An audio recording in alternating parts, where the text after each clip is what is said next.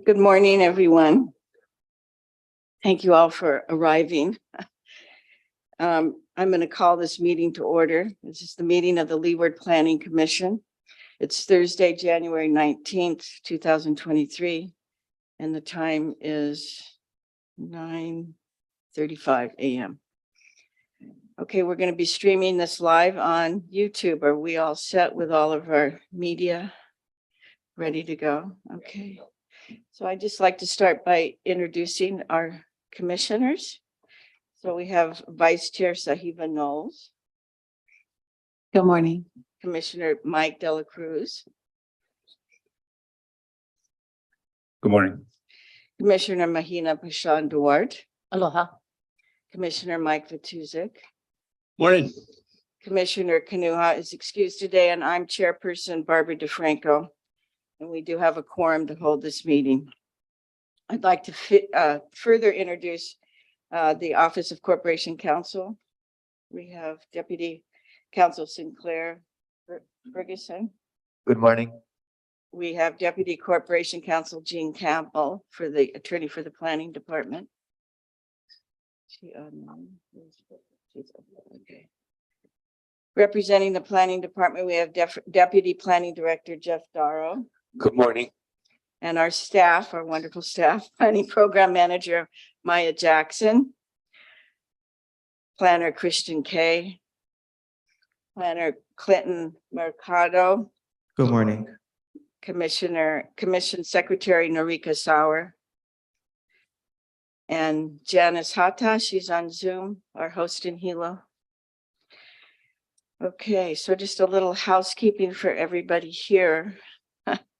This is my first time chairing the meeting, so you're going to have to bear with me. Housekeeping, just make sure all your cell phones are turned off or on a silent mode for us today. And if there's anyone who wants to testify, you have to fill out the yellow sign-up forms. You'll find them at the staff table. The yellow or pink? These are pink. They're yellow. Okay. And also, if you have any written testimony that has not been sent in earlier, you may submit it now to the staff people. To all of us who are attending here in person, please press the button on the microphone to turn it on when you speak and mute it again when you are done. If the light is on, it means the mic is on. Also, please speak directly into the mic. Okay, so the approval for the minutes of the December 15th, we're going to postpone this approval until the following meeting. Okay, so now we're going to move to statements from the public on agenda items. As is stated in the published agenda, members of the public may provide public testimony regarding any agenda item, and you can do that now or when the agenda item is being introduced. Okay. If there's anyone here who would like to testify, please make sure again that the yellow sign up form is filled out at the staff table. Also, if you have written testimony, you may submit it. Janice, do we have any testifiers on Zoom? Yes, we have Carl Tubman registered to testify on Zoom. Okay. And is he going to testify now or when we call the agenda item?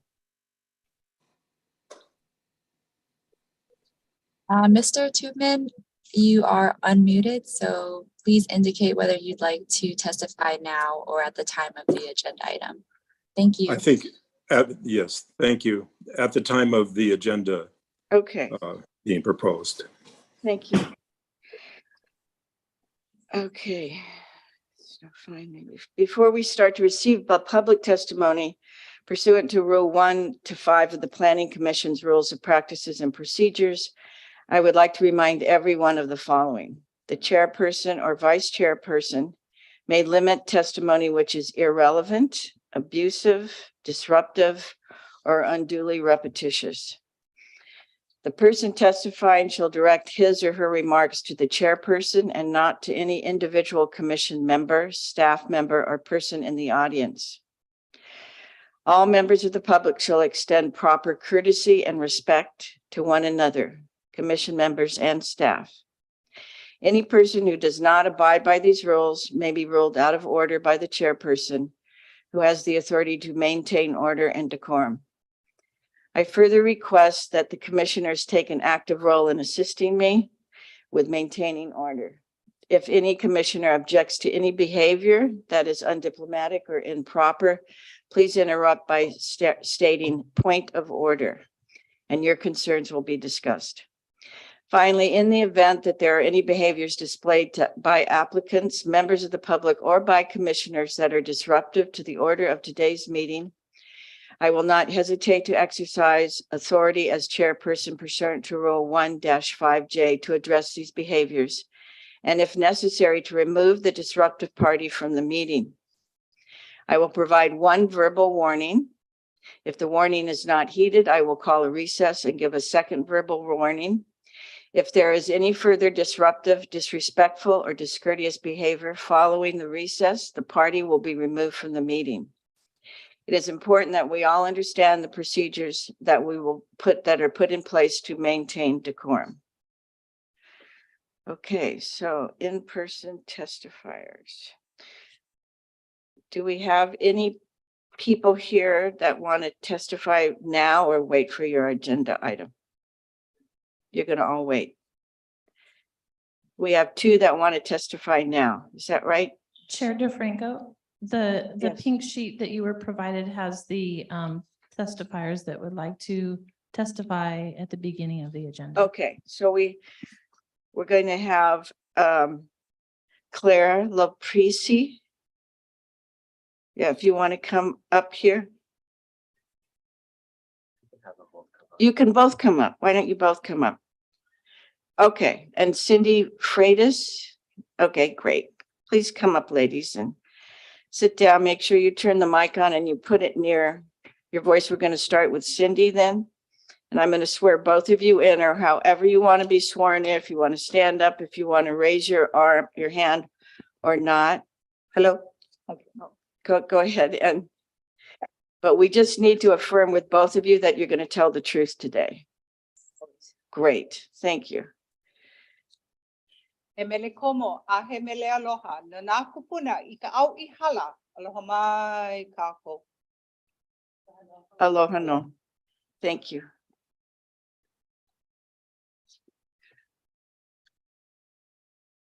Okay, I'm testifying for item 1, 2, and 3. I'm gonna do number 3 at this moment. Aloha, my name is Cindy Freitas, and I'm a native Hawaiian descendant of the native inhabitants of Hawaii prior to 1778, born and raised in Hawaii. I'm also a practitioner who still practices the culture traditional practices that was instilled in me by my grandparents at a young age, from mountain to sea. I oppose item number 3 for the following reasons. The area consists of federal endangered Hawaiian hoary bats, Hawaiian hawks, akepa, and Hawaiian creepers above the 3,000-foot level. Essential habitats, which falls under the Endangered Species Act. There is no archaeological and cultural studies was conducted of the property due to previous impact by ground disturbance activity associated with the resident development. No archaeological inventory survey was being conducted within the subject parcel, and no historical properties have been previously identified. However, State Historical Preservation Division requests the opportunity to review future permits for the subject property. Hawaii Revised Statute 6E-42, review of proposed project, parentheses A, before any agency or officer of the state or its political subdivision approval, any project involving a permit, license, certificate, land use change, subdivision, or other entitlement for use, which may affect historical property, artifacts, or burial sites. The agent or office shall advise the department, and prior to any approval, allow the department an opportunity for review the comments on the effect of the proposed project on historical property and artifacts burial site consistent with section 6E-43, including those listed in the Hawaii Register of Historic Places. Now I'm going to item 1 and 2. Applicant Ahu Pohaku Ho'omaluhia LLC, SMA permit number 417 and SPP number 1117. My name is Cindy Freitas. I oppose item 1 and 3 for the following reason. The Fonda study of the project was not done. However, the applicant stated that over the years, cultivating of sugarcane had degraded the project area and destroyed native habitat. But yet in the past 20 years, there has been noted a return of the Hawaiian hawk or eo and native owl or pueo, which is on the endangered list, which falls under Endangered Species Act. And I want to mahalo the applicant for upholding the constitutional law, Article 12, Section 7. Mahalo. Thank you. Okay, aloha. Aloha. My name is Claire Loprisi. And Speak right into the, what'd you say? Good. Oh, okay. I don't want to get thrown up for doing anything wrong, so I'll obey all rules. Okay, so I would I'm opposing these developments, and I'm speaking in general for all three. When you look at the eyes of Indigenous peoples from here and from wherever we're from, that has been my life. My whole life has been that. We preserve water, land, the rights, RIGHT and RITES, of not just the people, but of the land. When I look at how much water, for example, and I look at what's the development in Kohala, and I look at, they already have, how many places?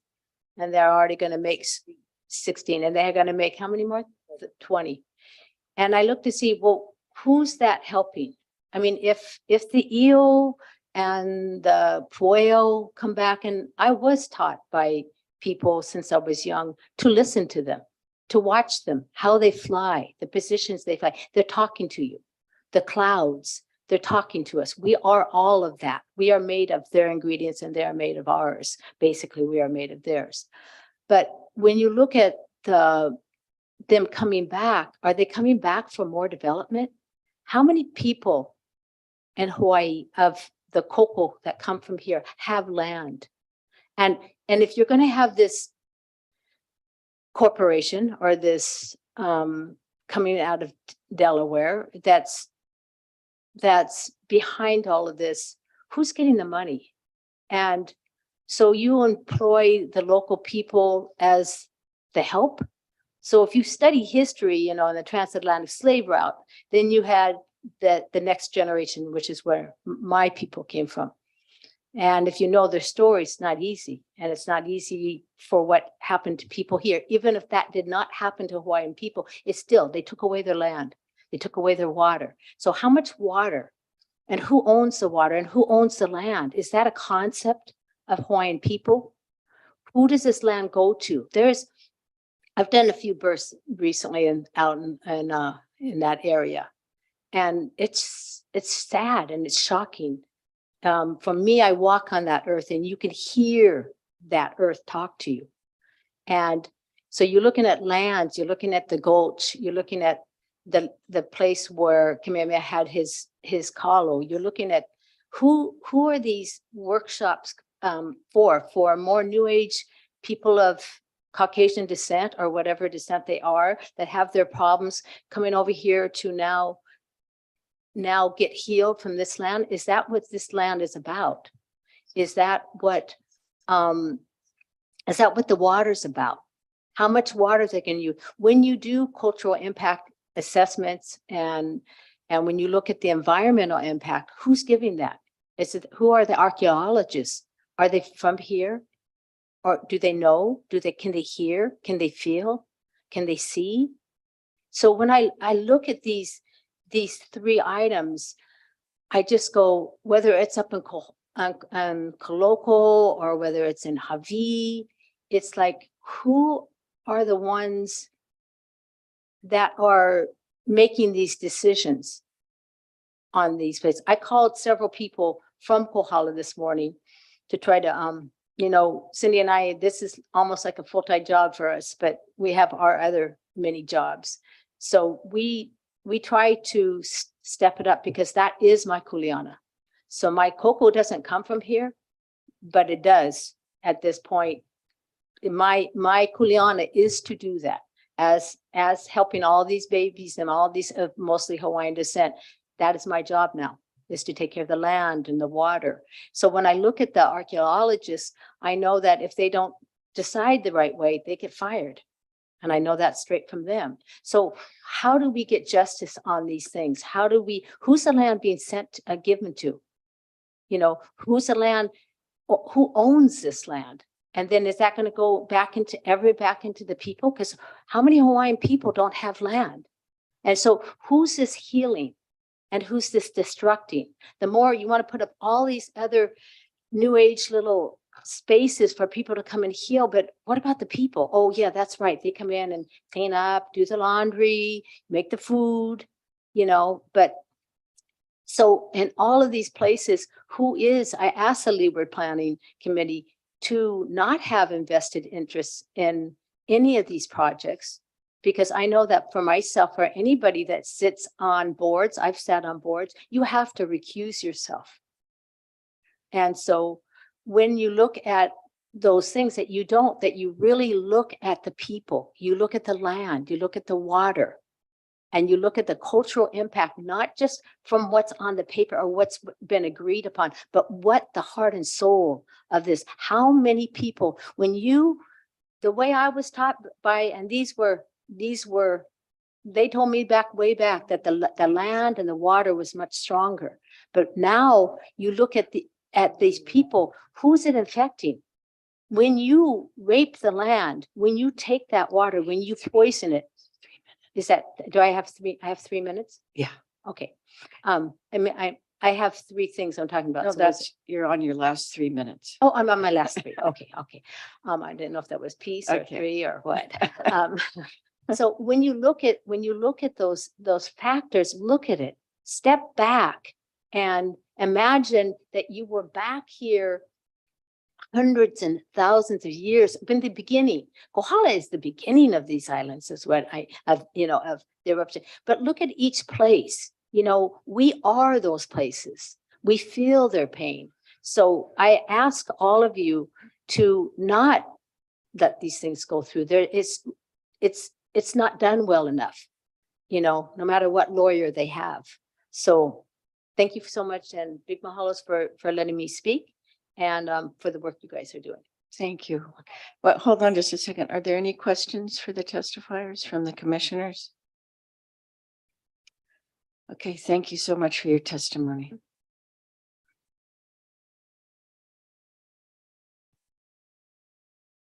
Okay, are there any more testifiers? No, okay. So, and Zoom, we're waiting for the agenda. Okay. So at this point, I am recusing myself from agenda items 1 and 2 because of a conflict of interest that I have, and Vice Chair Knowles will be presiding over those items. Thank you, Chair. Good morning. My name is Zaheva Knowles, Vice Chair of the Leeward Planning Commission. Welcome. Today we will be initially discussing agenda items 1 and 2 submitted for the same project by the Ahu Pohaku Ho'omaluhio LLC, formerly Robert Watkins and Jean Sunderland. So I'll introduce those items together. The items first and second on the agenda: applicant Ahu Pohaku Ho'omaluhia LLC, formerly Robert Watkins and Jean Sunderland, PL SMA 2022-00018. This is an application for an amendment to special management I feel like I'm echoing to special management area use permit number 417 to increase the number of guest rooms from 16 to 36 by constructing 20 additional guest rooms at Hawaii Island Retreat on an approximately 5-acre portion of a 14.5 acre parcel of land situated in the special management area. The subject area is located at 54-250 Lokahi Road, approximately 1.2 miles northeast Makai of Oconee Highway, Honolulu and Honopueo, North Kohala, Hawaii, TMK 354009014 portion. The second is applicant Ahu Pohaku Ho'omaluhia LLC, formerly Robert Watkins and Jean Sunderland, PLSPP 2022-00018, application for an amendment to special permit number 1117 to increase the number of guest rooms from 16 to 36 by constructing 20 additional guest rooms at Hawaii Island Retreat on an approximately 5-acre portion of a 14.5 acre parcel of land situated in the State Land Use Agricultural District. The subject property is located at 54-250 Lokahi Road, approximately 1.2 miles northeast Makai of Oconee Highway, Honolulu and Honopueo, North Kohala, Hawaii, TMK 354009014 portion.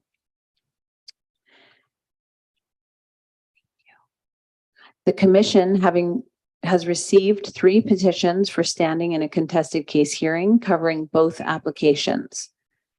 Before we consider these petitions, I'd like to open the floor to public testimony on these 2 items. I have here Mark Castang and Beth Toma Robinson. Mark, okay, will you come up, please?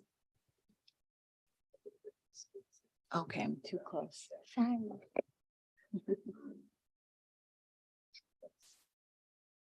Okay, I have to swear you in. Good morning. Okay, good morning. I have to find the language. You have it? Please raise your right hand. Do you swear or affirm to tell the truth on this matter now before the Leeward Planning Commission? Yes, I do. Okay, great. Thank you. Please speak directly into your microphone, not as close as I was doing, and begin your testimony by stating your name and the town you live in. Please summarize your testimony in 3 minutes. Whoa. Okay. My name is Mark Castang. I go by Marcus Castang. I actually live in Waiohinu, but next month I will be moving to my property I bought 20 years ago, which is next door to the property we're talking about. So I put in written testimony, but if I've only got 3 minutes, I think I'll just try to, you can read what I wrote. Thank It's you. relevant, I hope. The neighborhood has deep concerns about this project expanding. We all bought these lands together 20 years ago, a little over 20 years ago. We had to form a community association to purchase these pieces of land. The special use permit that was given to Hawaii Island Retreat set them far apart from the rest of us. And it's been a contentious, hard going ever since. We had to put in our infrastructure, and there were certain things that were mandated for the retreat special use permit. They needed to expand the road to 20 feet. We didn't. They needed to put in an apron on the highway. We didn't. Later on, they came back and sued the rest of the community to make us help pay for those. That cost us $100,000. We also put in $140,000 worth of pavement on Malohia, which is a half-mile section of road with very steep sections, over 8% grade and blind curves. There are also those on Lokahi Road.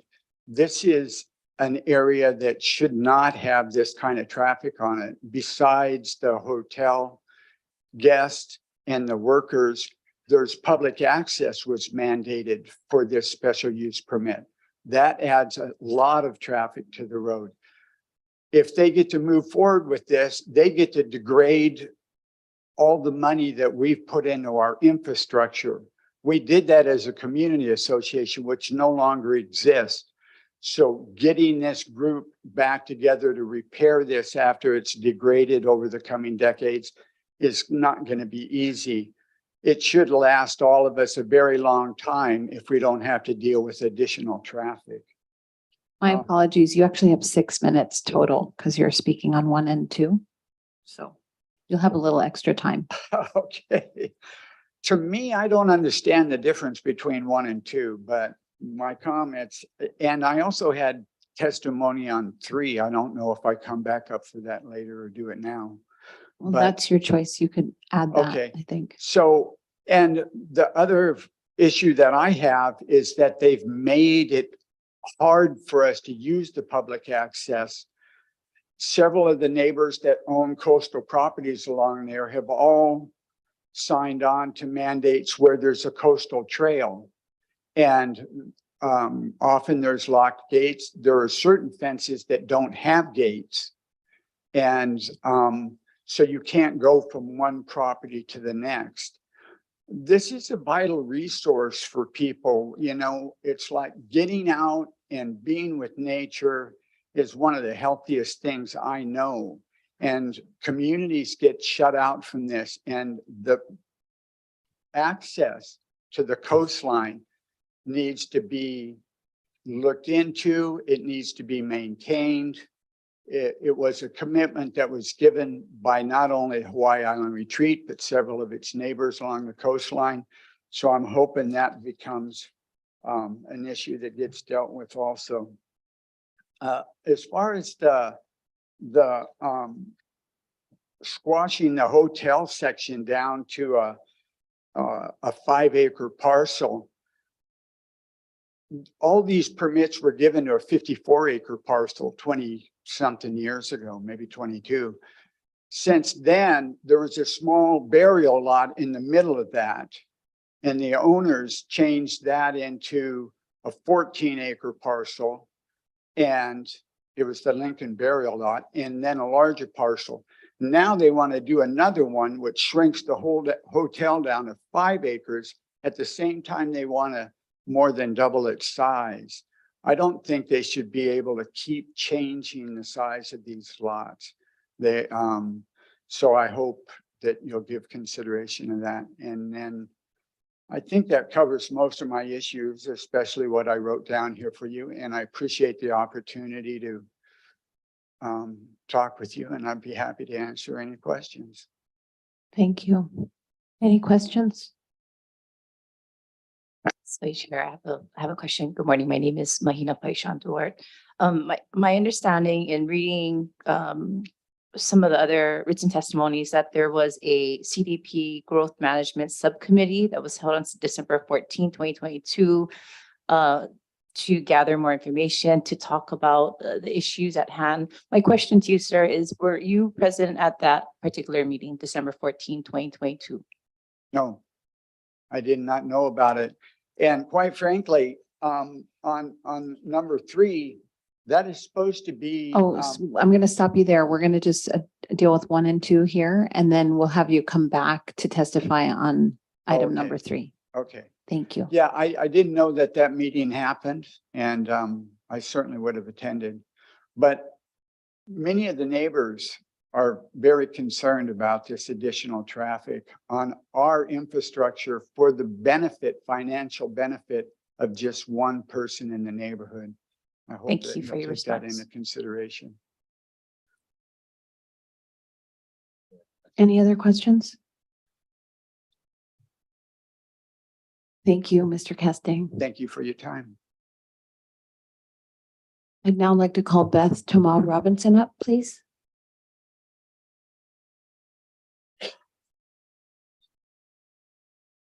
So Good you will morning. also, good morning. You'll also have 6 minutes. Minutes, one for each. I'm going to swear you in now, please. Can you raise Okay. your right hand?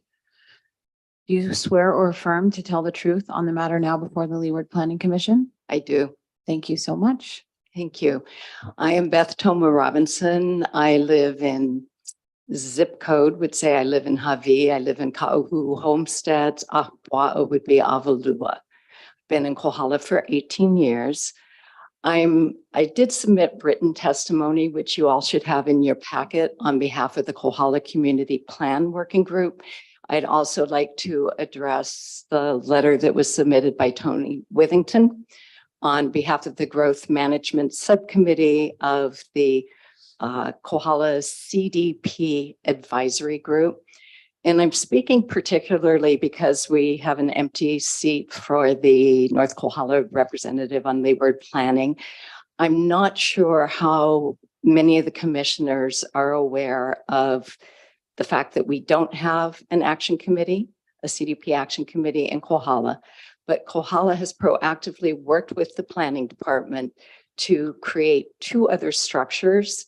And those 2 structures have attempted to gather larger community input as opposed to the very valid concerns in the process from the neighbors. The CDP Advisory Group, which is the other letter submitted by Tony Withington, and the Growth Management Subcommittee is a pre-existing subcommittee of the CDP going back to our 2008 CDP. It was one of the 4 focus areas. The concern is that we had not had a quorum on our CDP for many years because no one in Kohala wanted to serve on an action committee that had become essentially an inaction committee. Kohala people are known for being people of action, people who want to get things done. And so they were putting their efforts into those subcommittees that had been meeting continuously for 15 years or putting together new projects under our fiscal sponsor. We met with the planning director shortly after he was appointed to the position, and we explained what the concerns were that had led to a situation. And these were people who'd been part of the logistics team, the steering committee in 2007, and who had served on action committees in the meantime. With the agreement of the director, we came up with a different structure that we're trying called an advisory group. It's still 9 members. It still meets monthly, but it's not subject to sunshine laws.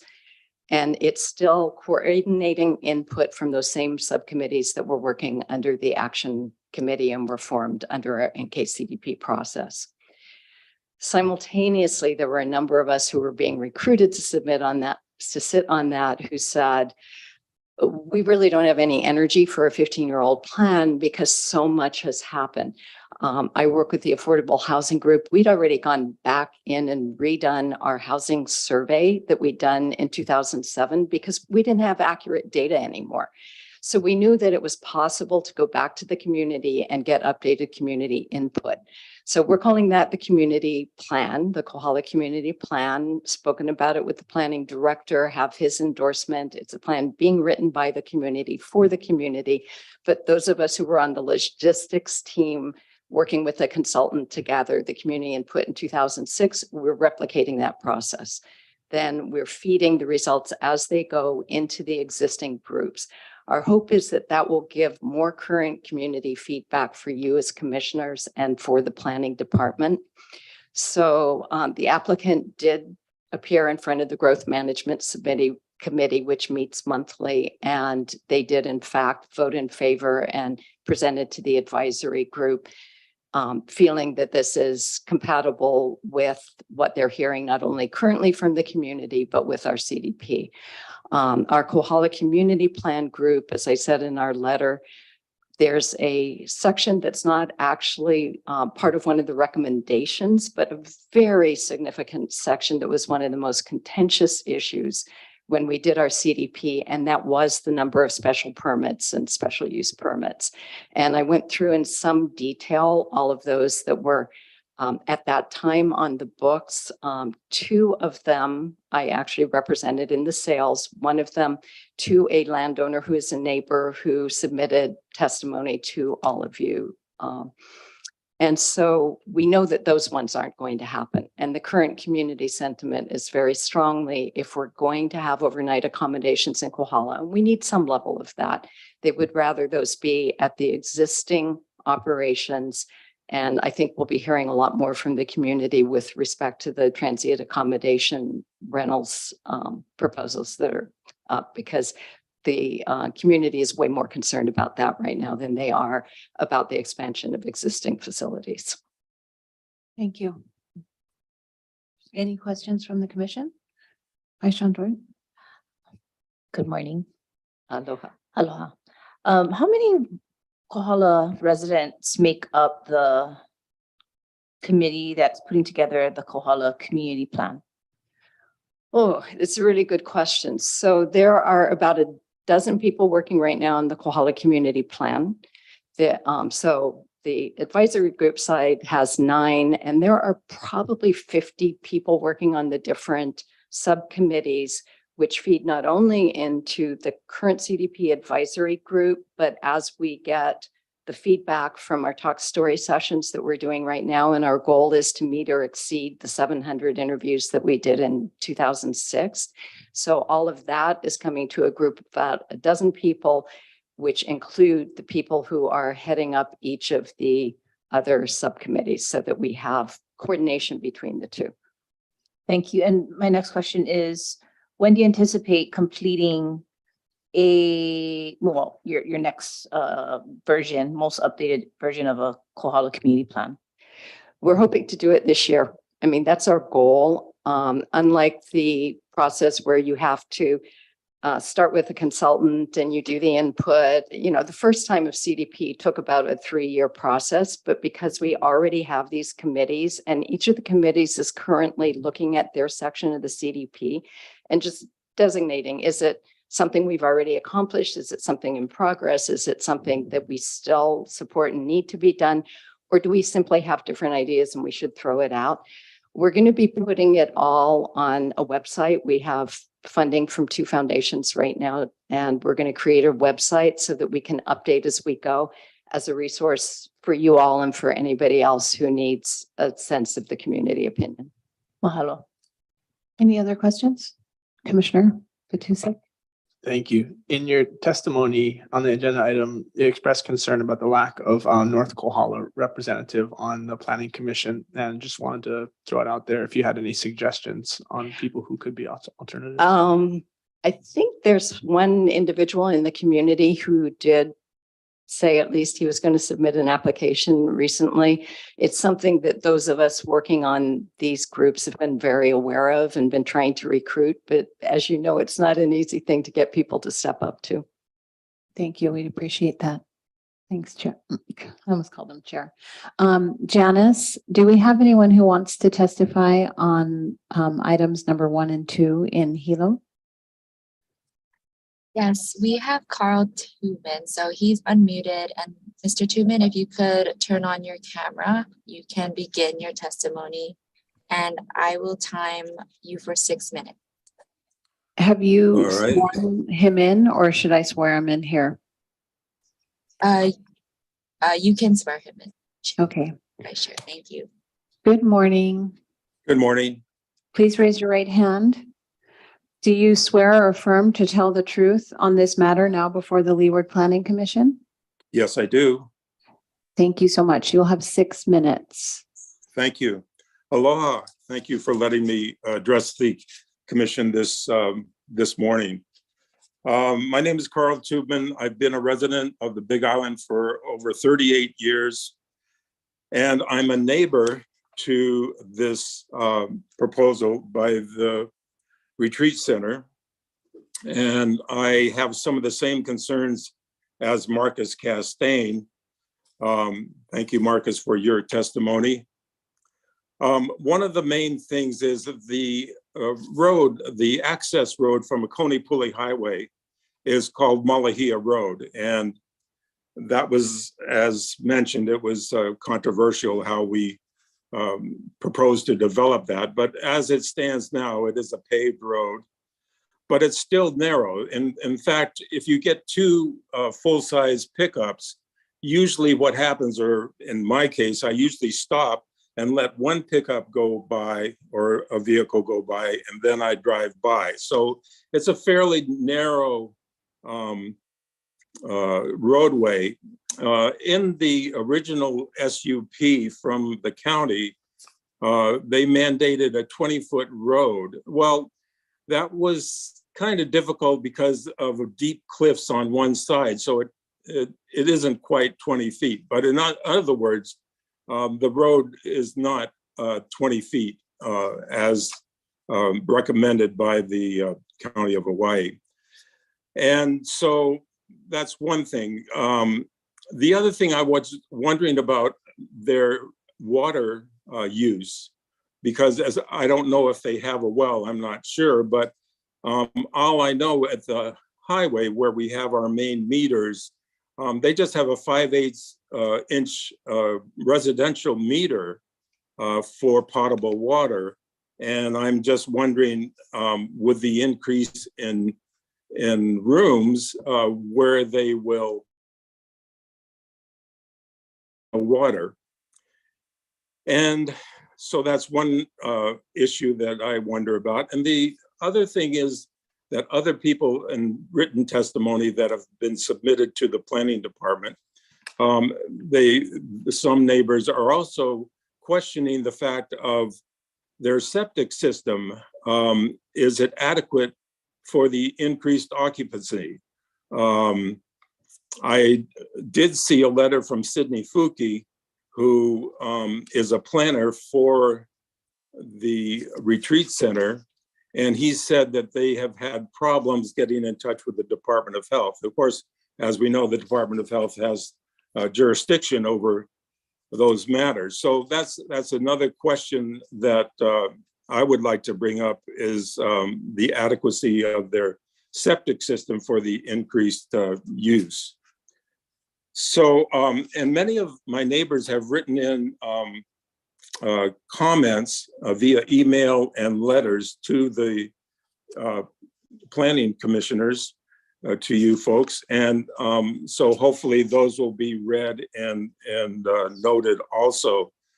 I also did read the testimony of Tony Whittington and Beth Thomas in the packet that was made available online before this meeting. Tony Whittington, who is a friend of mine, who brought up the fact that the area that she's thinking that would be possible positive reaction to increased rooms would be more labor, more employment. And I think that would probably be true, but we know the type of jobs that would be available. So I don't think that necessarily holds a lot of water. And so I would just like to say that we've had ongoing conflicts with the retreat center for so long. It's for 20 years plus. And we all bought this land thinking that, okay, well, we'll do our best to be neighborly and have aloha for each other. And as Marcus pointed out, you know, we found ourselves being sued by the retreat center because they wanted more help, more money for the development of the road that they were mandated to establish. And we, of course, did not have to do a 20-foot road, and we did not have to do an apron from the highway and so on. So these are just issues that I would like to point out. You know, it's we do like to try to get it along with our neighbors, but the increased traffic that this proposal would bring would be detrimental to all of us. There's 17 other landowners that use Malahia Road. It would be detrimental to all of us. Thank you for your time. Thank you. Any other testimony? Any questions for this witness testifier? Thank you. No questions. Thanks very much. Thank you.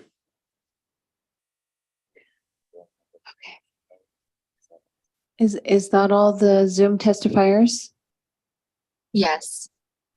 Thank you very much. Okay, Thank you. public testimony on this, on items 1 and 2 is now closed. So as I've mentioned, the commission has received 3 petitions for standing in this contested case hearing from Charles A. Anderson, trustee of the Charles A. Anderson Trust, EWM Enterprises LP by and through Charles A. Anderson, and Kohala Makini Kai LLC by and through Charles A. Anderson. The 3 petitions to intervene were filed in agenda items 1 and agenda item 2. The first order of business for us today regarding these agenda items is to determine whether to grant their petitions.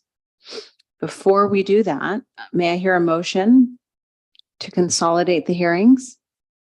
Yes. I move under Planning Commission Rule 4-14 that commission consolidate the petitions to intervene filed by Charles Anderson, EWM Enterprises LP, Kohala Makani Kai LLC, so that commission can hear each petition's request to intervene in the agenda items 1 and 2 at the same time, since they're substantially the same parties and issues. Thank you, Commissioner Matusik. Can I have a second? Second. Thank you. I will now do a roll call for the vote to, discussion. Do we have any discussion about the motion? I'm sorry, what? Oh, does everyone understand the motion? Excellent. Okay, then we'll take a vote. I won't do that, do I? Do we need roll call vote or is it just an aye? We need a roll call vote. Oh, okay. I can take the roll call vote. Thank you, Maya. Commissioner Matusik, Aye. and who seconded the motion? Commissioner Dela Cruz, Yes. Aye. Commissioner Paishon Duarte, Aye. and Chair Knowles. Aye. Okay, the motion carries 4-0. Thank you. I'd now like to ask the petitioners, or their representatives, as well as the applicant representing Ahu Pohaku Ho'o Maluhia and Deputy Director Darrow or his representative to please come forward to the podium.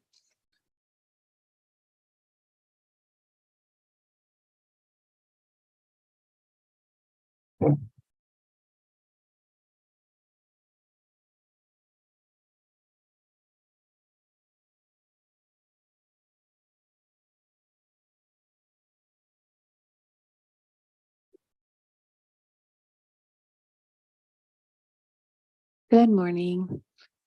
I'd like to ask you all to raise your right hand.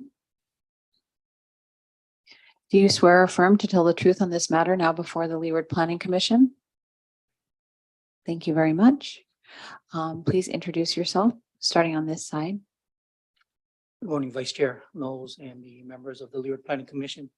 My name is Edmund Heitsuka. I'm an attorney and I represent the petitioners, Charles Anderson, trustee of the Charles A. Anderson Trust, EWM Enterprises LP, and Kohala Makani Vai LLC.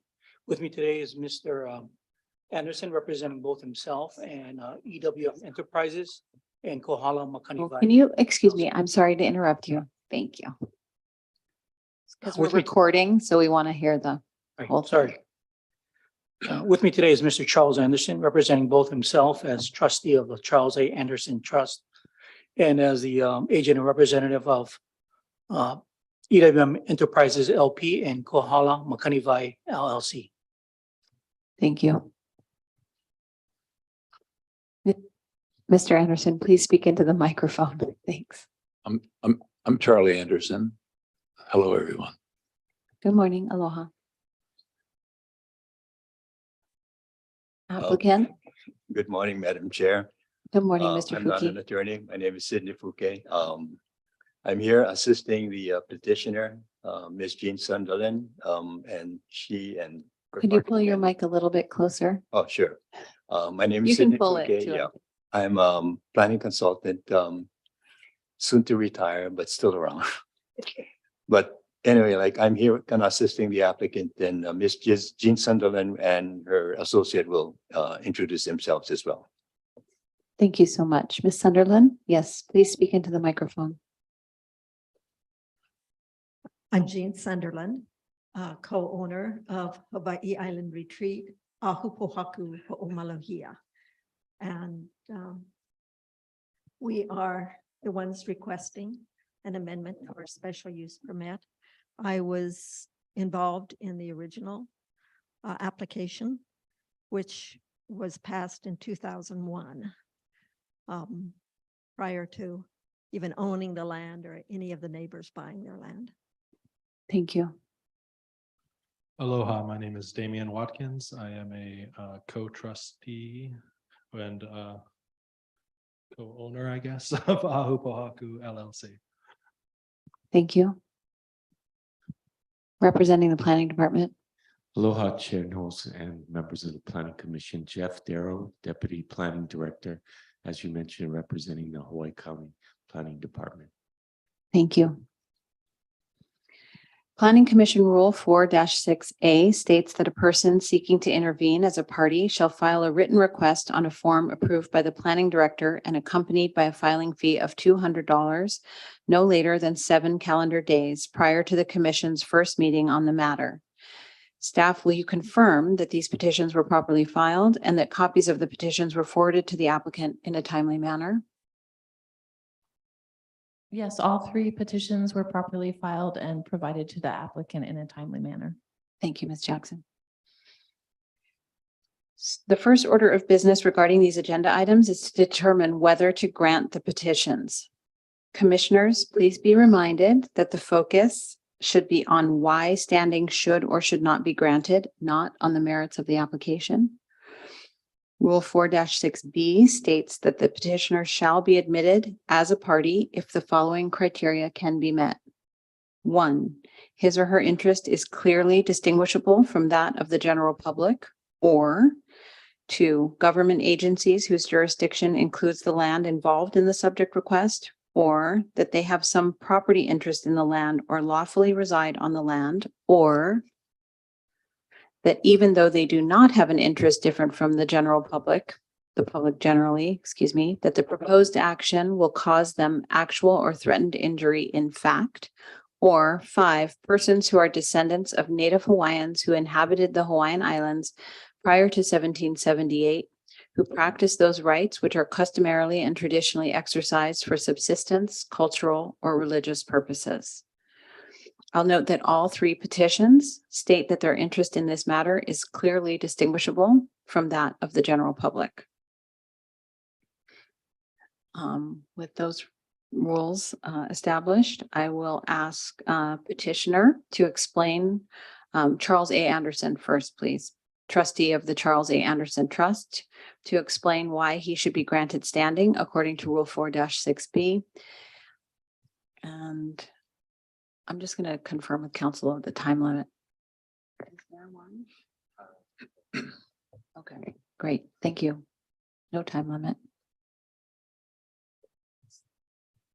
I mean, please keep it relevant and brief and all of those things, but thank you.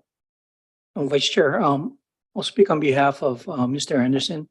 So Mr. Anderson and his wife as co-trustees of their trust own property which is adjacent to the project site. And they also share roadway and utility easements with the project site property. And on that basis, they have and they have an interest which is distinguishable from the general public. Also, the project will impact them and potentially cause them damages.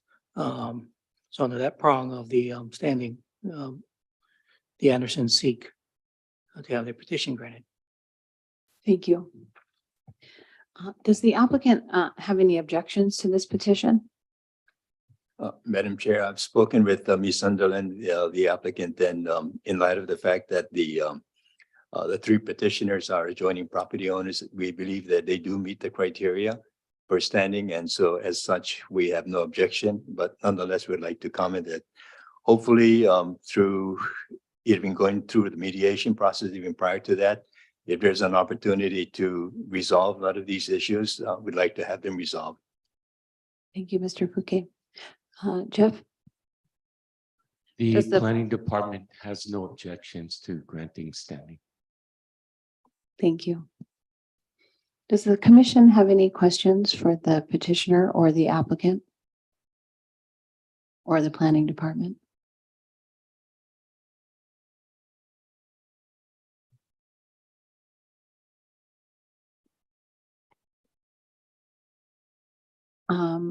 Given that there are no questions, I will call for a motion to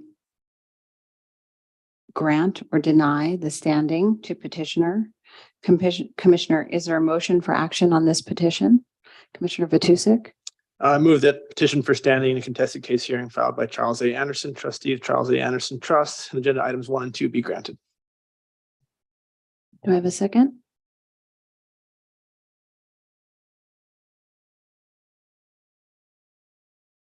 Second. Thank you, Commissioner De La Cruz. Any discussion? Commissioner Paishandor? Yes, I mean, it's just one of the things that, topic areas that I'm, or concerns that have been described in some of the written testimonies is just around, access, shoreline access. And I just want to understand if, the applicant, perhaps from the planning department, if they can describe or, describe the steps that have been taken. And I just want to understand if shoreline access is not prohibited from the amendment that's being put forth. I'm just going to interrupt here. I'm sorry, Commissioner Paishandor. Because the petition, that the matter before us is only to determine whether or not the petitioner has standing to intervene in the contested case, we will not be engaging in a discussion on the merits or the issues related to access at this time. There will be ample time for us to cover those issues. Can you further elaborate, please? I don't quite understand what you're saying. So I can defer to council if we need to do that. But essentially, the question before us today is to determine whether or not the petitioners have standing to intervene because their relationship to the subject property is clearly understand that. distinguishable Thank you. from the general public. Thank you so much. Or meets the other criteria of 4-6B. Thank you. Understood. Thank you. Is there any other discussion? Yeah, could you tell me a little bit more? I don't know if this is the right time to ask in regards to the establishment that you guys have. Is this retreat? Is this some kind of resort or some kind of hotel? Again, this is, sorry, Commissioner De La Cruz. So today, what we are deciding is whether or not the petitioner's interest in the subject property is clearly distinguishable from that of the general public or somehow meets the other criteria of 4-6B. And I'm happy to read those again if you'd like. I think the position of Mr. Anderson and the other petitioners is that because they share access and utility easements with the subject property, that their interest in this matter is clearly distinguishable from the general public. Understood. Thank you. Commissioner Vatusic? Mahalo. I believe that as a neighbor, they are clearly interests are distinguishable from that of the general public. Absolutely. And as that's all that we're reviewing today.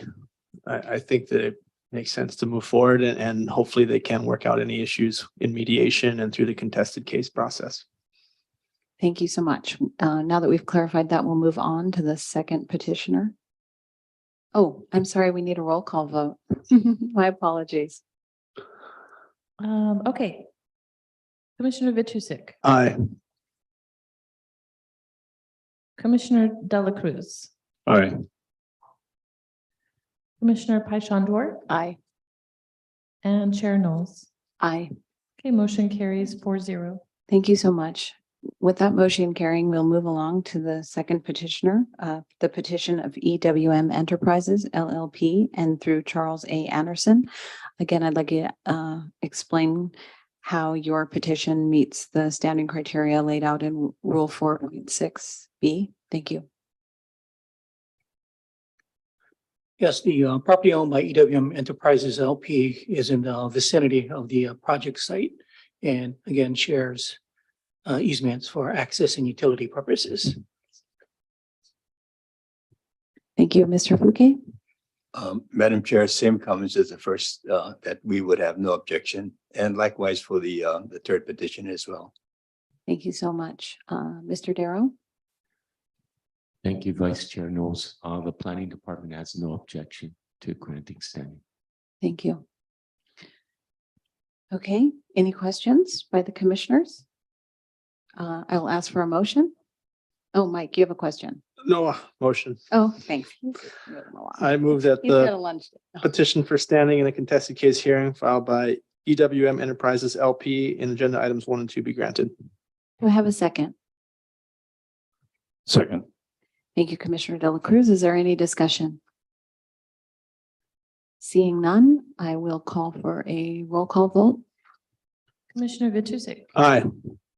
Commissioner Dela Cruz, Aye. Commissioner Paishon Duarte, Aye. and Vice Chair Knowles. Aye. Motion carries 4-0. Thank you. We will now address the third petition. The petition of Kohala Makani Kai LLC by and through Mr. Charles A. Anderson. I'll ask you, the petitioner, to state your rationale for standing. Thank you. This Kohala Makani Vai LLC owns real property which is encumbered by easements, utility and access easements that are used by the project site and other neighboring properties. So in that respect, they have an interest that is different from the public at large. Thank you. Thank you. Mr. Fouquet, the applicant. Madam Chair, for the same reason, although this property is technically beyond the 500-foot radius, it does share the same easement. So likewise, we have no objection. Thank you. Mr. Darrow. Thank you. The planning department has no objections to granting standing. Thank you. Any discussion by the commissioners? Any questions? Okay, then we'll move ahead. I'd like to ask for a motion. I move that the petition for standing in contested case hearing filed by Kohala Makani Kai LLC in agenda items 1 and 2 be granted. Can I have a second? Second. Thank you, Commissioner De La Cruz. I'd like to call for a roll call vote. Tusick, Aye. Commissioner Dela Cruz, Aye. Commissioner Paishon Duarte, Aye. and Vice Chair Knowles. Aye. Okay, motion carries 4-0. Thank you so much. Seeing as the motion is carried, I think the next order of business for us is to determine who will conduct the contested case hearing. Our rules give us several options. The first option is that the commission as a whole hears the contested case. The second option is that the commission designates one or more members to act as hearing officers. And the third option is the commission hires a hearing officer to conduct the hearing. Please keep in mind that even if the hearing is conducted by a hearings officer and not by the commission as a whole, the final decision on the applications will be made by the commission at a public hearing based on the case record and hearing officer's recommendation. I'd like to now ask the commissioners for a motion on who should conduct the contested case hearing. I move that the commission hire a hearings officer to conduct the contested case hearings for PL-SMA-2022-00000018 and PL-SPP 2022-00000018. Thank you. Do I have a second on that motion? Second. Thank you, Commissioner Paishon Duarte. Is there any discussion? Quick question. Are there any fellow commissioners, are there any disadvantages or the motion is that the option that's on the floor for us hiring a hearings officer to conduct and then making a final determination? Do we see any disadvantages? Did you have something to say, Commissioner Vitusick? Well, I would defer to the deputy director who would have more experience in contested As case would proceedings. I think one of the things that comes into play is budget. Is that correct?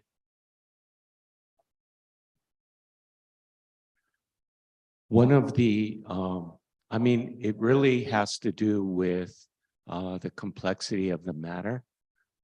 Some cases are very complex.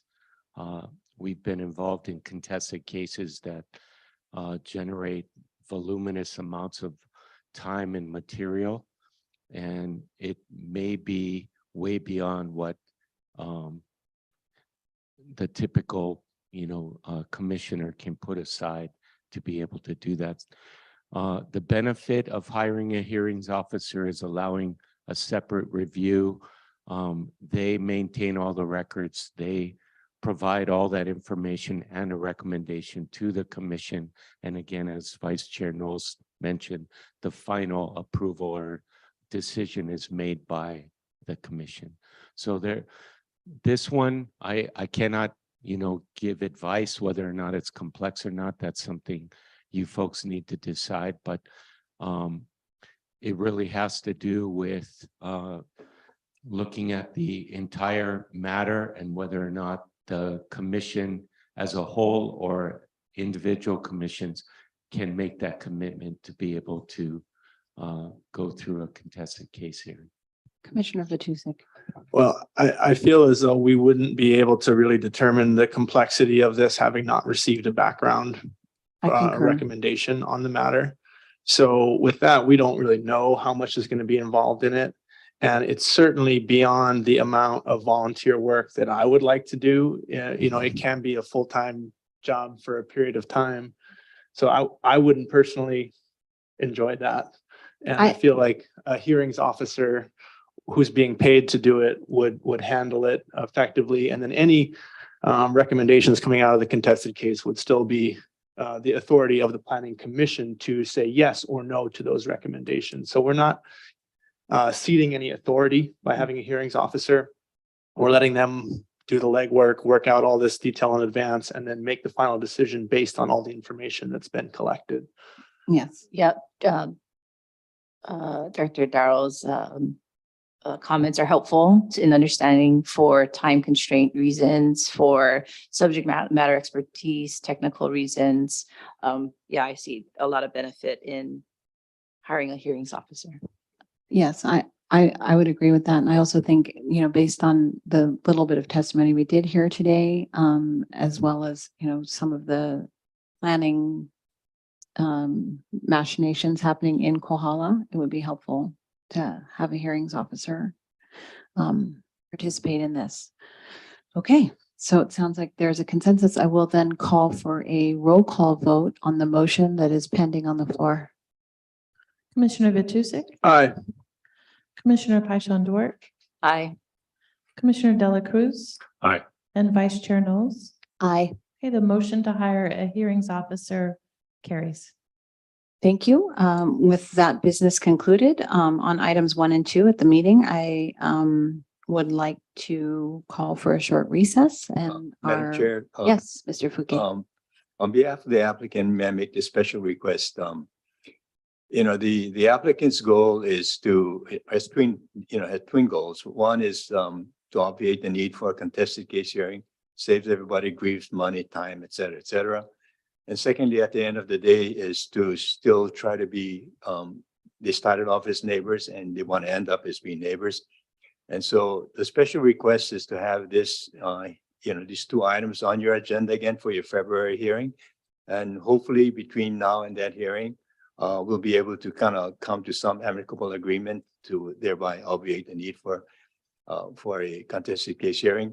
To date, we have had the opportunity to hear some of the different testifiers' comments, and I think that we have made a concerted effort to address their concern. I think we're pretty close.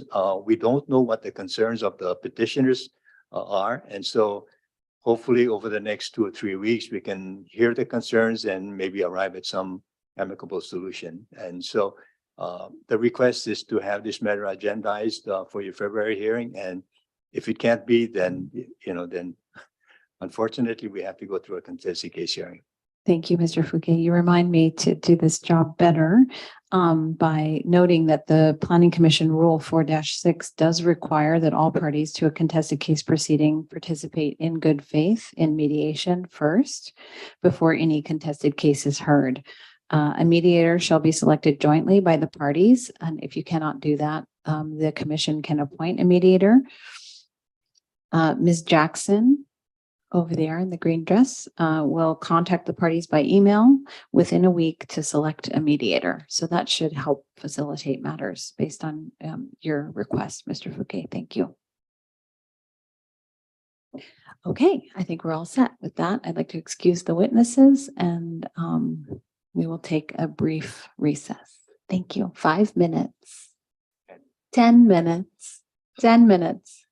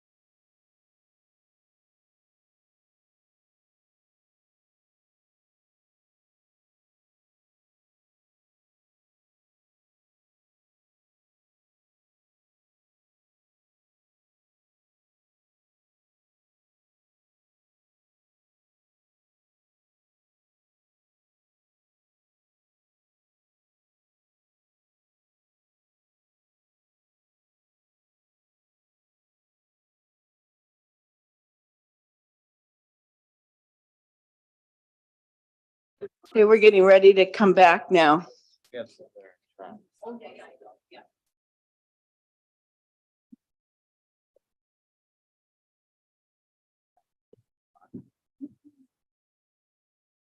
Okay. Well, welcome back, everyone. We're gonna introduce the third agenda item. This is the applicant Charles Stevenson and John Fumu, PLREZ 2022000035. Application for a change of zone from agricultural 20 to an agricultural 10 acres zoning district for 22.665 acres of land.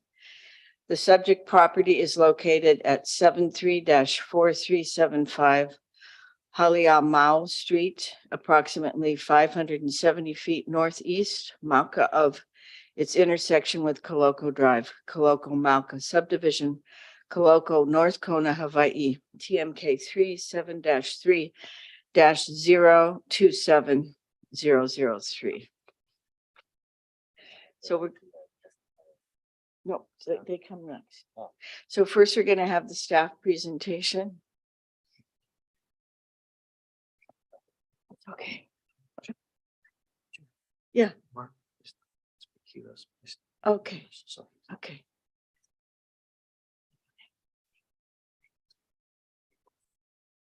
So the staff is, who's doing that? And here we go. Aloha.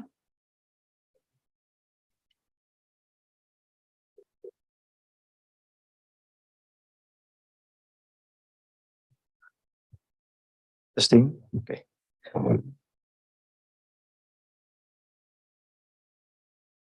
Hello and good morning, everyone. Sorry. We'll begin the Stevenson and Fumo presentation with the location map. The subject parcel outlined in red is located in the North Kona district, more specifically in the Kalokamauka subdivision. The parcel is located approximately 2.3 miles east or Mauka of the Mamalaho Highway 190 and the Koloko Drive intersection. From the intersection, Mamalaho Highway runs in the north and south direction, while Hinalani Street, Makai of the intersection runs in the east and west direction.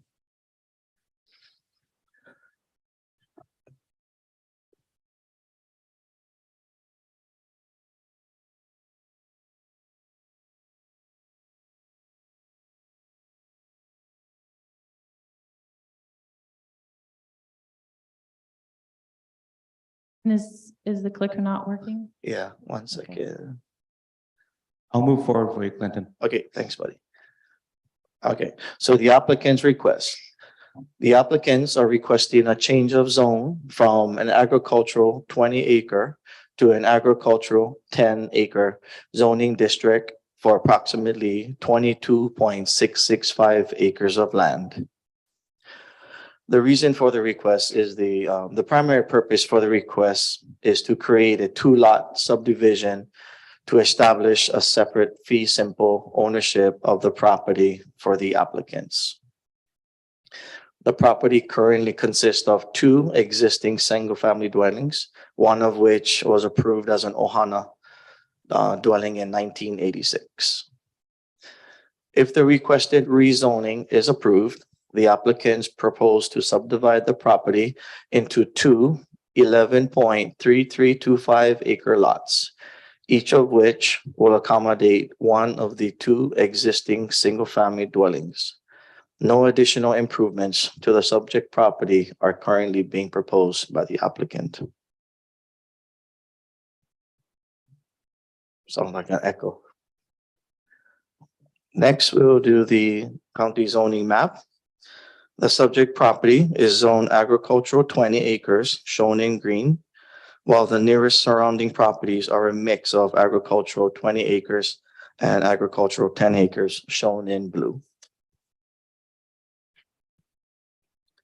This is the state land use boundary map.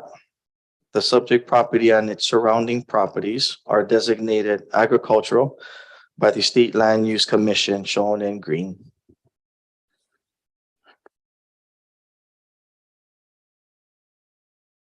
The general plan land use pattern allocation guide map designates the subject property and surrounding properties as important agricultural lands, shown in the light green.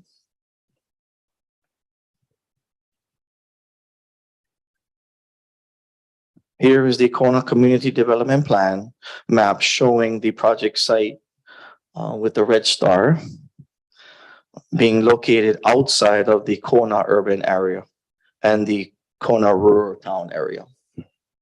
The urban area is shown outlined in the red, while the rural area is outlined in blue.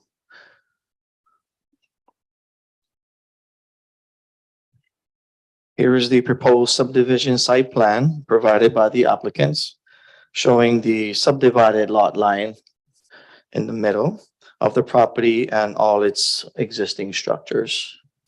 So towards the top, of course, is the existing single-family dwelling, and across the line towards the bottom left is the second dwelling, and they have a shared driveway in between the proposed two lots. Here is an aerial photograph of the subject property outlined in red and of its surrounding area. The surrounding area consists of primarily native forest and single-family dwellings. The existing driveway to the property is off of Haleamau Street, as indicated. Koloko Drive is located south of the property, shown towards the bottom left of the slide. The image on the top left is looking north from Haleamau Street, with the subject property driveway located on the right. And the image on the bottom right is the intersection of Koloko Drive with the Haleamau Street located on the right.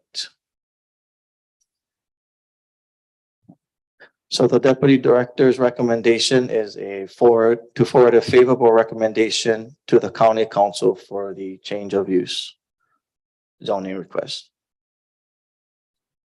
Thank you. That concludes my presentation. Change of zone, excuse me. Do we get to ask questions now? Do we have any questions for the staff presentation? No. Okay. Put your speaker on. Thank you, Clinton. This seems like a relatively straightforward matter. I guess the question that's rattling around for me is, given that this is designated significant agricultural land and we're making the parcel smaller, and I didn't see much information about any agricultural processes happening on the property. What I tend to think about is, my question is there any downside of creating a smaller lot and negative impact on the land that was designated as significant agricultural land, seeing as how they're not farming on the land and we're just making a smaller parcel? Thank you, Vice Chair. The applicants currently secured a forest management plan with the real property tax. I think it was back in 2016 for 90% of the property to maintain the existing forests as it is now. And the applicants, like I mentioned, they're not looking at developing any more of the property. Okay. So the impacts would be less to none, because most of it is preserved. Yeah. Okay. It runs for 50 years, if I'm not mistaken. Thank you. Chair, I have a question. Yes. So when the applicant had put forth, had come before the commission sometime in 2022, I can't exactly remember which month, there was a lot of conversation, discussion around traffic, increased the possibility for increased traffic, and then specifically, if I recall, was a conversation around the need for an additional stoplight. Mhm. And that Department of Transportation was going to provide guidelines or a report to this matter. Can I ask for, what's the current status on that? Yes, that is correct. So in 2022, they created a team to look at that. So the Department of Transportation, we're gonna do, I think it was a traffic impact analysis report. And we recently learned that it's still in the works. So that's where we're at right now. So if I'm understanding correctly, we don't have all the information per se from that report in terms of what is the impact of vehicular traffic. If I may, could I defer to our Deputy Planning Director to answer your question? Thank you. Thank you, Commissioner. As Clinton mentioned, there's a working group established right now to be able to determine the impacts of that intersection. It appears that they're moving towards a stoplight, but again, they're in the process of finalizing the traffic impact analysis report to confirm that. Once that is done, this working group is going to work towards completing those improvements. There's still a matter of funding, who's going to be responsible for how much. Part of that is coming from the fund that's mentioned that has been established when these rezonings have come through. We have approximately 650,000 in that fund right now, as well as monies from DOT and possibly Department of Public Works. Thank you, Deputy Director. And that's part of the reason why I bring up the question is because I would hate to, I'm not clear of like who's going to pay for the stoplight and the maintenance and so forth. And if it's county or whomever or property owners or I don't know what the other pools of funding would be. So that is a concern of mine, like who is going to be stuck with the bill? Yeah. Thank you. Okay, thank you for your presentation. Thank I'm you. gonna ask the applicants to come forward now.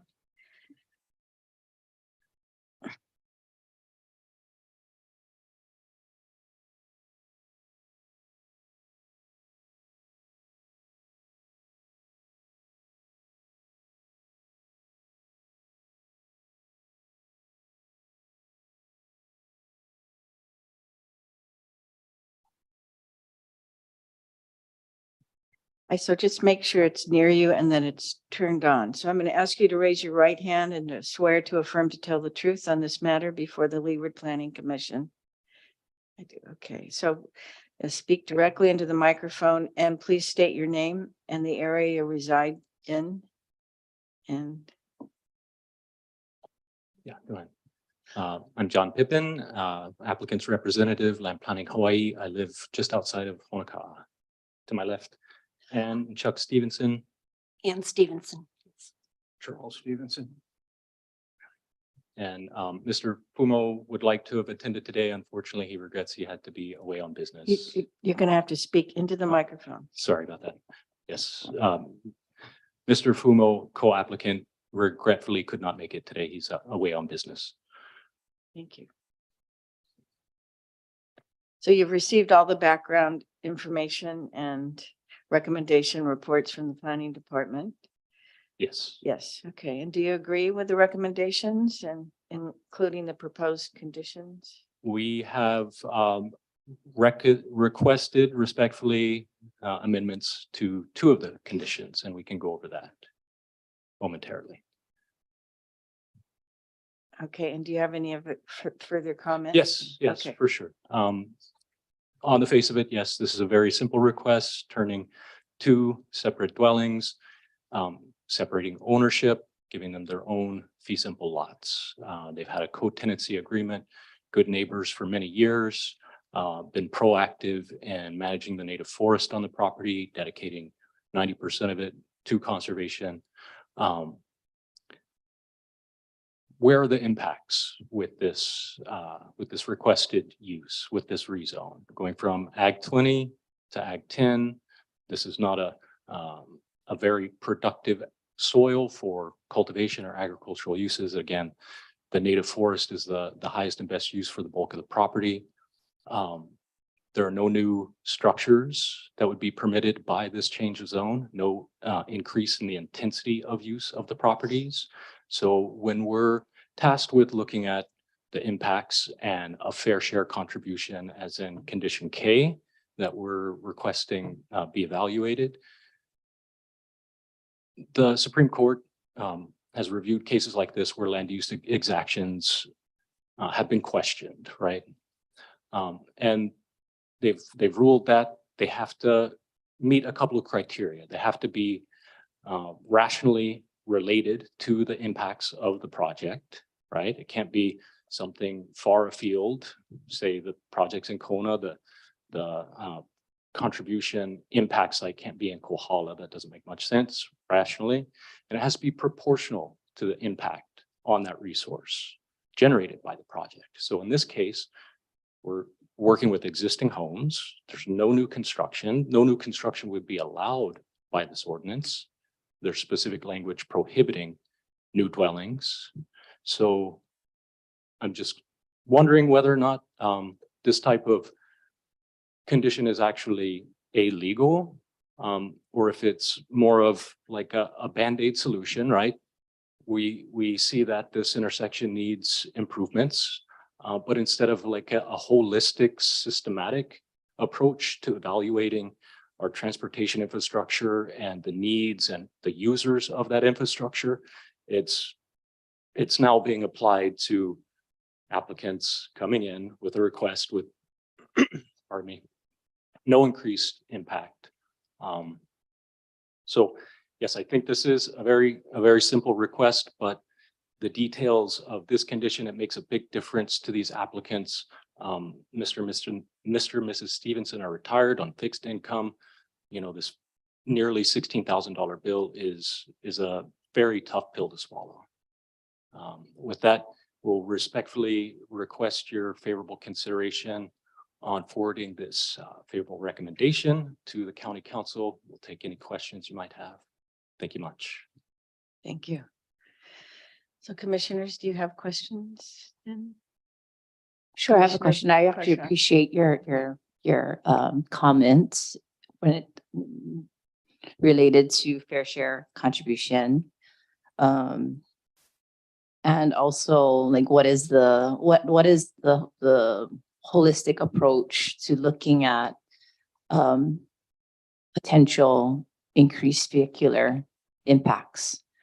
My question to you is a little more conceptual. Do you know of successful examples or models, planning models that you're suggesting that we can learn from in other, other parts of either anywhere in the state or maybe other states as well?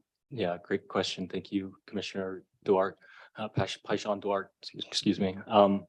I don't know off the top of my head. I know this has been a topic of conversation for some time in the county, and our infrastructure needs are great, and they really haven't met the development of our island over the years. So if I could, I'd defer to Deputy Director Darrow. He may have some better examples than I do off the top of my head. Thanks. Thank you, Commissioner Paishan Duarte.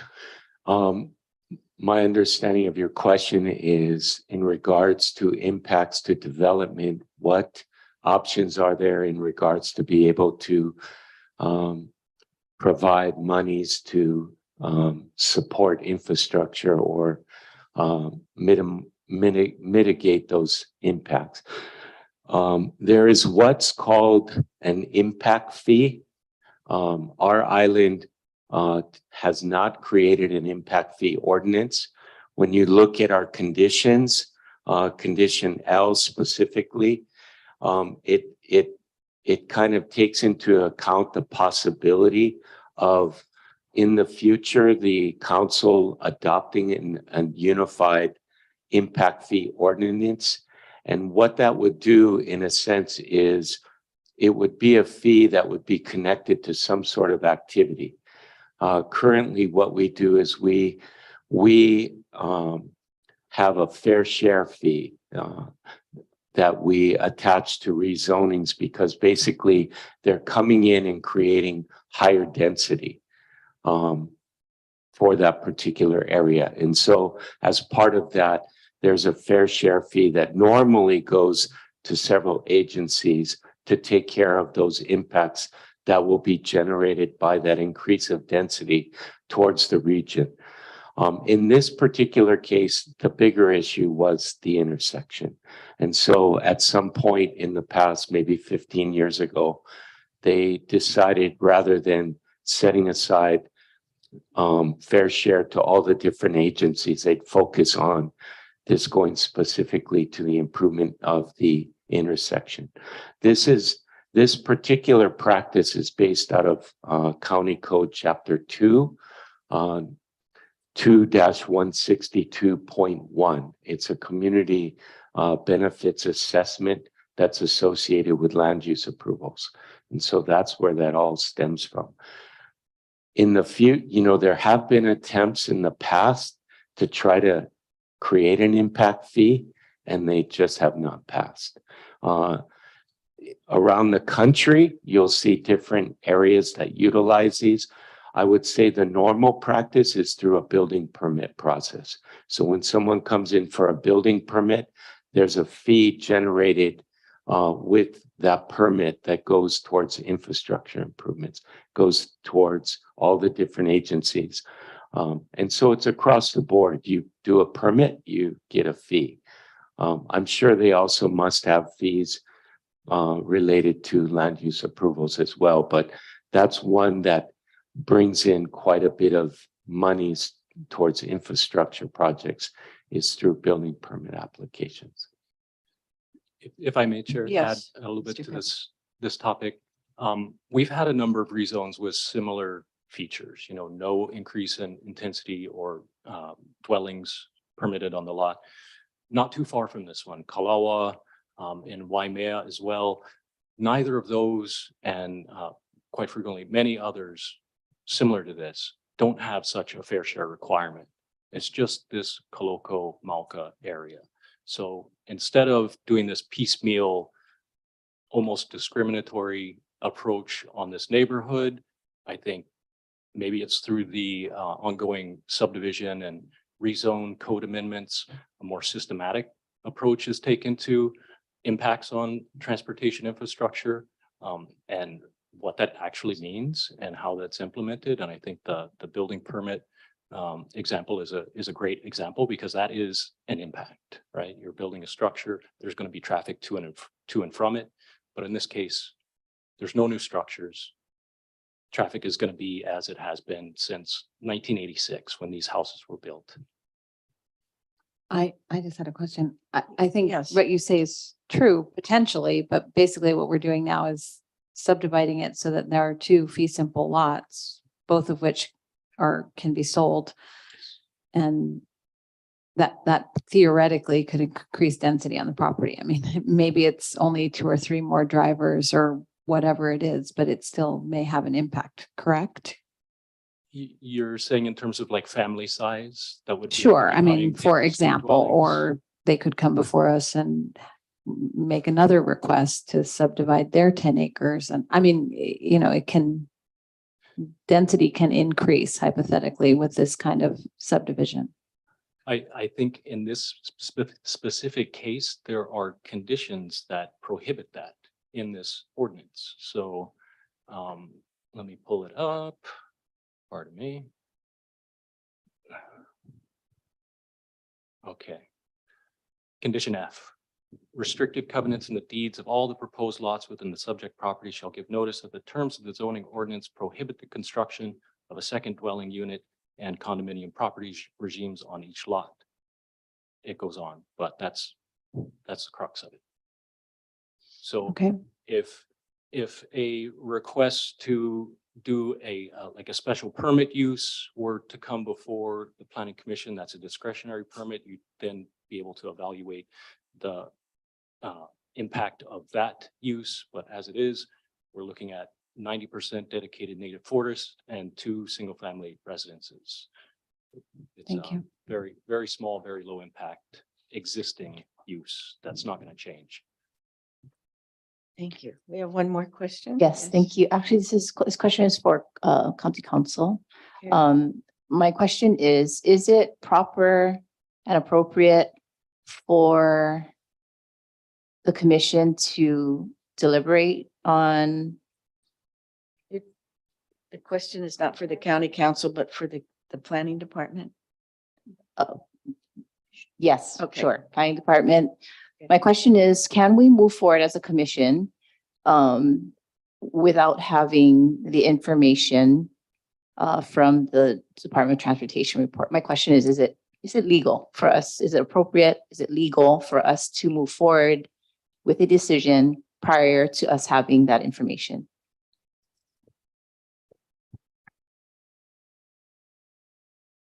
We typically provide applications to numerous agencies, and we request comments by a particular date.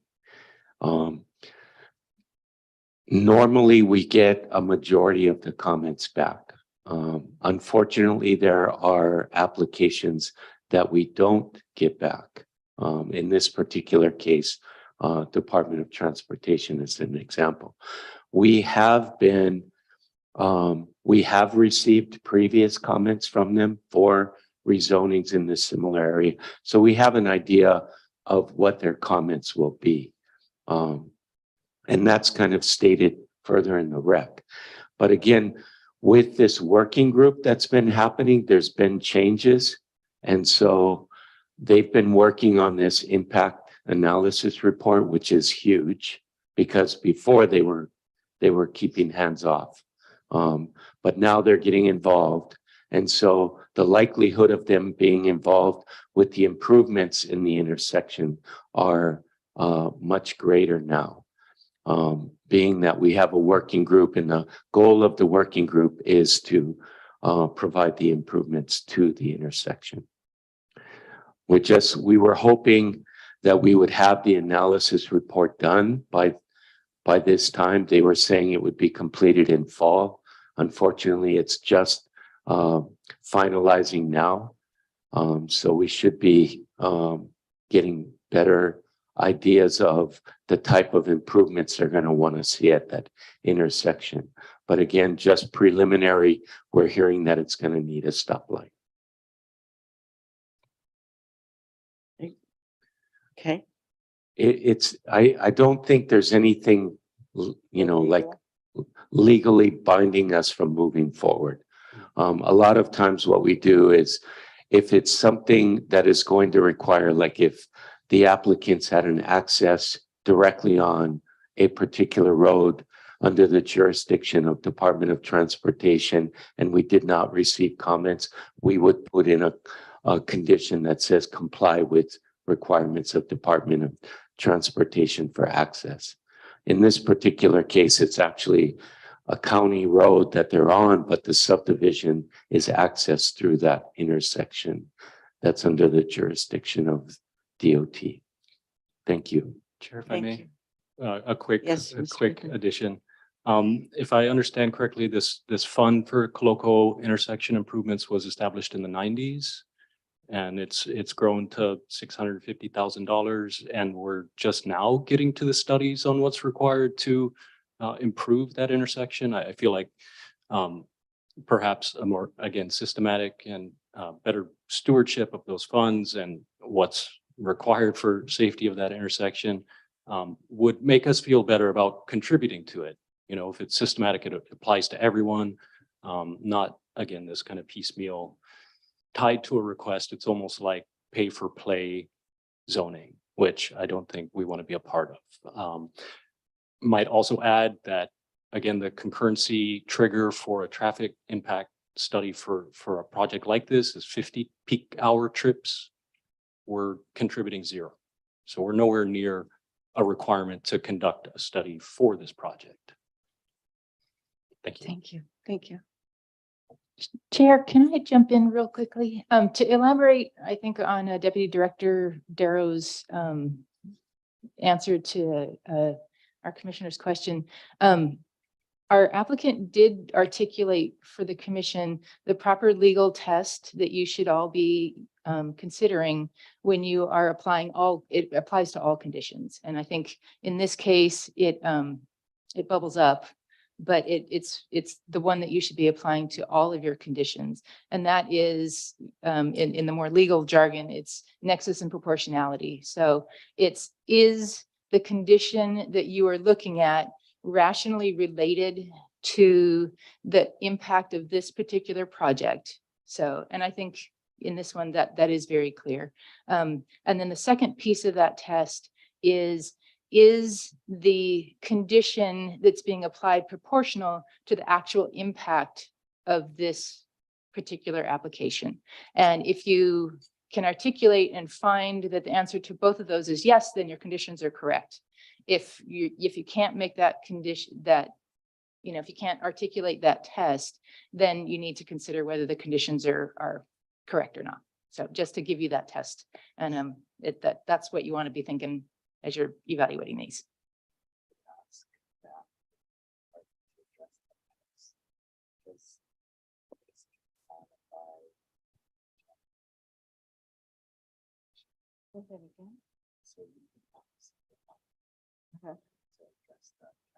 And if I may add just Oh. briefly, any. So do you want to sorry. respond, excuse me, to the test that they're talking about? Yes, Yes, just okay. a quick sentence Please. response. Any multiple of a zero impact is still zero impact. Okay, thank you. Thank you. Okay. So if are there no more questions, then we can move for a motion then? Is that right? If I could just So then we can interject. discuss it, right? There are two conditions that the applicant is requesting an amendment to. Mhm. John, have you been able to speak to the first one? For sure. Okay. Yes, thank you. Condition D3, this is relating to the frontage setbacks for structures on You these. speak a little bit horizontal- louder. Yeah, please. sorry. Condition D3 would require 100-foot structural setback from the road frontage on both of these properties. And based on the surveys that we've submitted with the application, the Stevenson's residence is within 85 feet approximately of that frontage. So this is intended to clarify that any new structures would have to adhere to this 100-foot setback, that the Stevensons don't have to move their existing home to meet that Okay, 100-foot so it's setback. at not 100, it's at 85 feet. Is that what you're saying? Yes. Okay. Yeah, based on West Thomas Associates survey. And then the second one? The second one was the fair share. Oh, the fair share. Yeah, Okay. so To eliminate. the applicant had submitted a letter with that proposed language for condition D3. So in making the motion, then we would include these two. That's the big question. Well, if we can make a motion and include whatever or not, then we at least can discuss it amongst ourselves, what we think about this, right? So it's important to get a motion made.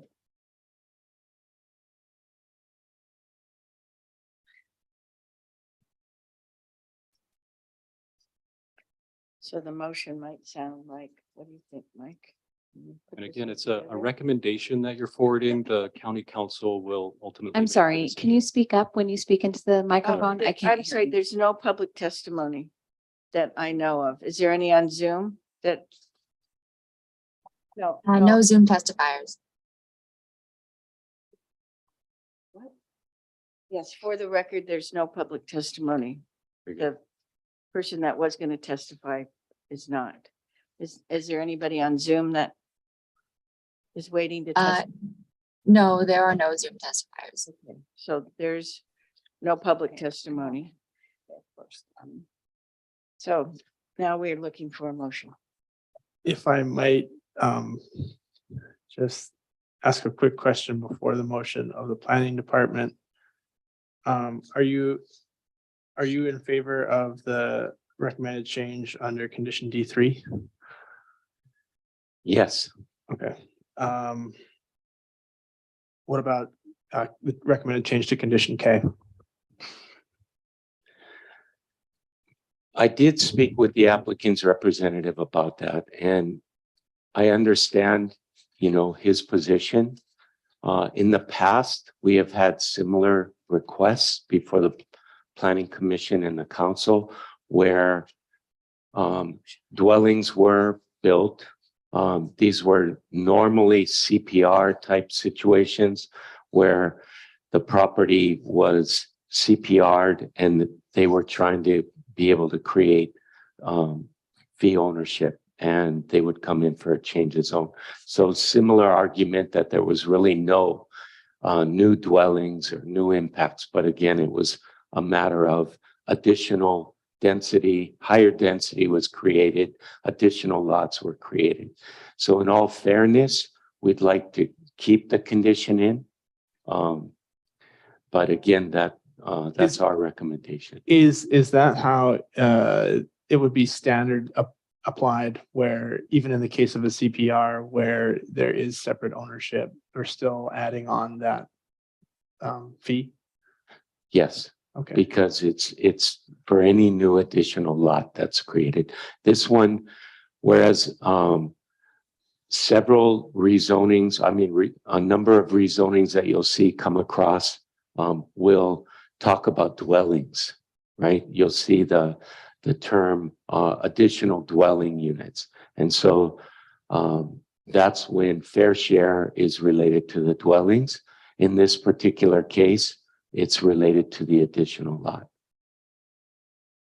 Mahalo. In that case, I'd like to make a motion. I move that a favorable recommendation be forwarded to the county council on the application for a change of zone docket 2022-00035 based on the deputy director's recommendation, including the revised language from the January 16th, 2023 letter, condition D3, for new structures proposed after the effective date of this ordinance, a 100-foot wide structural setback in lieu of the required 30-foot setback along the existing property's public street frontage to provide an additional buffer, which shall be adopted. I second. Okay. I'm not sure if, so correct me if I'm wrong, Commissioner Vituse. The language for D3 that we're looking at is that simple phrase that would be added to the 100-foot wide structural setback, It's that which is paragraph 3, right? within the January 16th letter.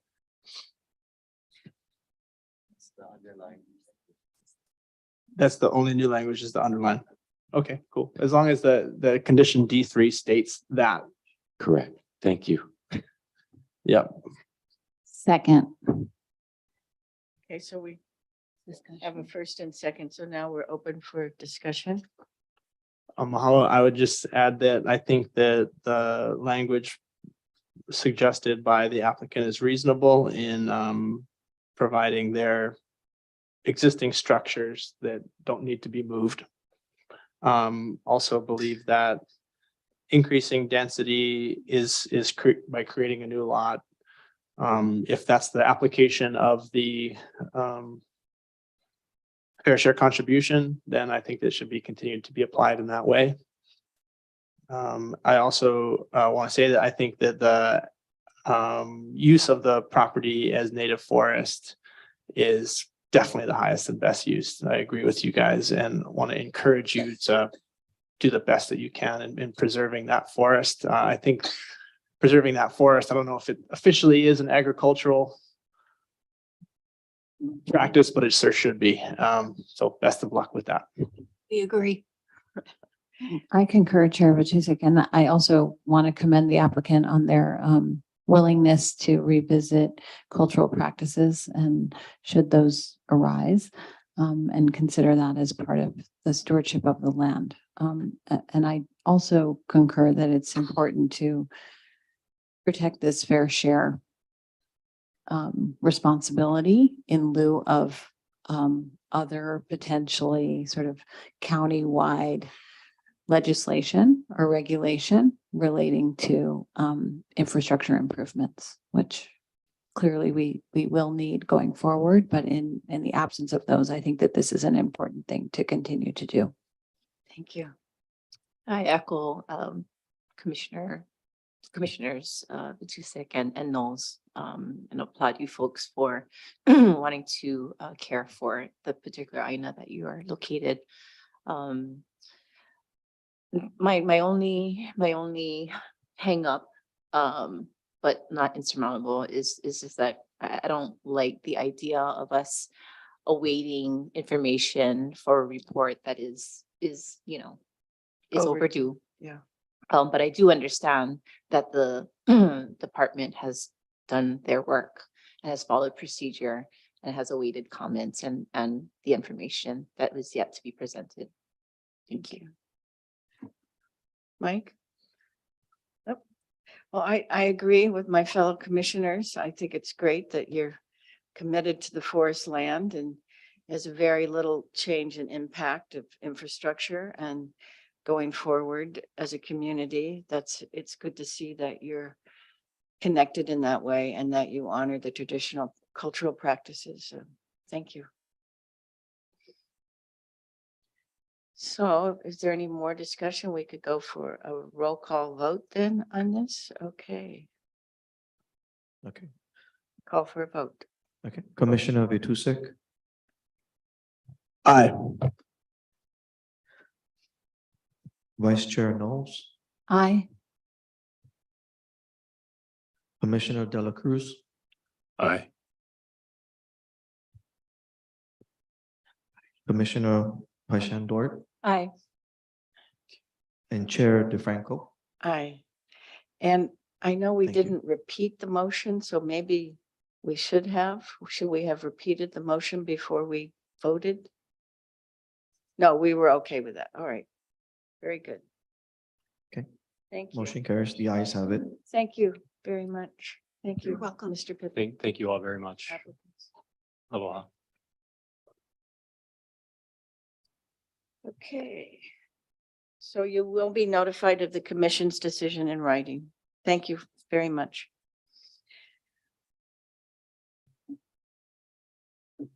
So now we're moving on to the planning director's report, a report on special management area SMA determinations and minor permits issued by the planning director for the month of December 2022.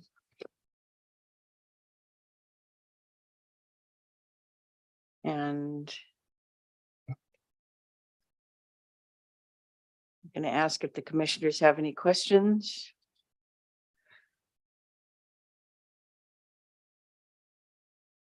Oh. Right, and so we are going to move on to the agenda for the next meeting, a discussion of comment on the matters. If you have any matters that you'd like to agendize for further meetings. Do we know what's on our agenda for the next meeting? Yes, you have 4 items on the February agenda. Chair, I just had a question. I know that in earlier today, the question of the Kohala representative, the commissioner representing Kohala came up. I'm wondering if we have any updates from the planning department on that process. We are still working on finding a representative for North Kohala. It's been challenging.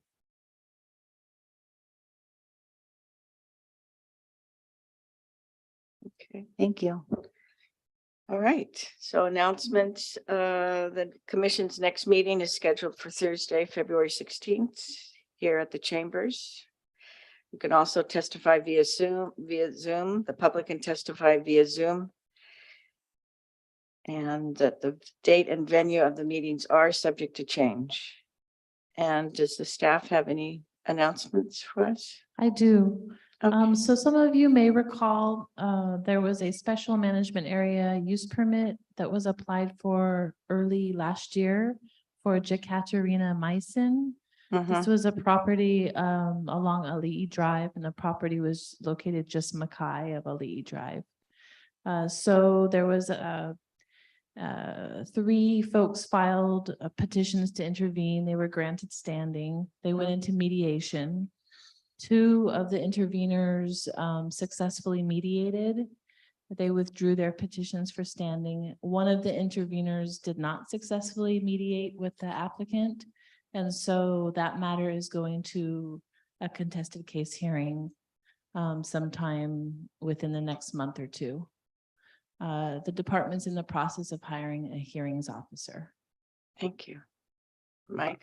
Who is the remaining party? Mr. Silva.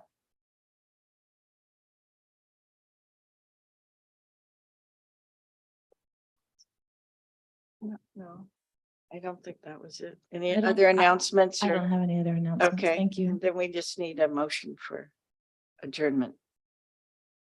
Motion to adjourn. The Second. Who seconded it? Mike. Mike did, okay. And then all in favor? Aye. Any opposed? No, motion carries. Meeting adjourned at 11:44. Thank you. Good job. Good job.